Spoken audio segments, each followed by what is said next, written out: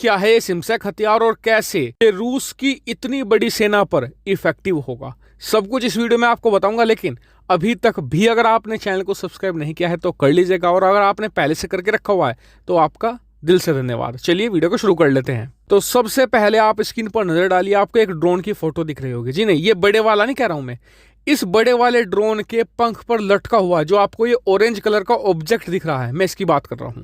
ये है सिमसेक ड्रोन। जी हां, तुर्की ने ये टेक्नोलॉजी डेवलप कर ली है जिसके तहत वो ड्रोन से एक और ड्रोन लॉन्च कर सकते हैं। और क्यों इतनी खूंखार टेक्नोलॉजी है मैं आपको समझाता हूं। मान लीजिए कि किसी देश पर हमला करना है तुर्की को, तो वो अपने जो नॉर्मल ड्रोन है उन पर सिमसेक लगाकर भेजेगा। लेकिन मान लो कि वहां पर बहुत ही हाई सिक्योरिटी एरिया है, S-400 तैनात करके रखा हुआ है, तो S-400 तो इस बड़े ड्रोन को डिटेक्ट कर लेगा।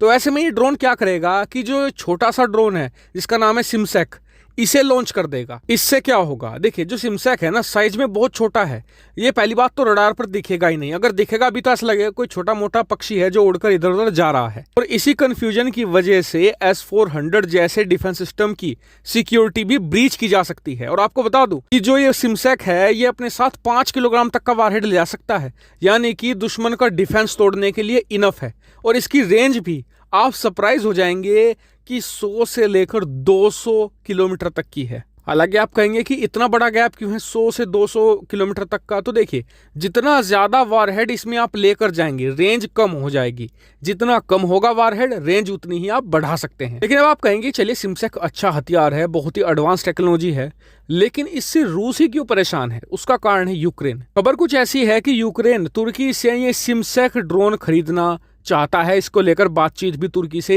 की जा रही है। और देखिए ये पहली बार नहीं है कि तुर्की यूक्रेन को कोई ड्रोन बेचेगा। अभी पिछले महीने ही अप्रैल के महीने में तुर्की ने यूक्रेन को ड्रोन बेचे थे, उनकी डिलीवरी करी थी। वो भी ऐसे समय में जब यूक्रेन और रूस का जो विवाद था अपने चरम पर था, ऐसा लग रहा था कि कभी भी लड़ाई हो सकती है।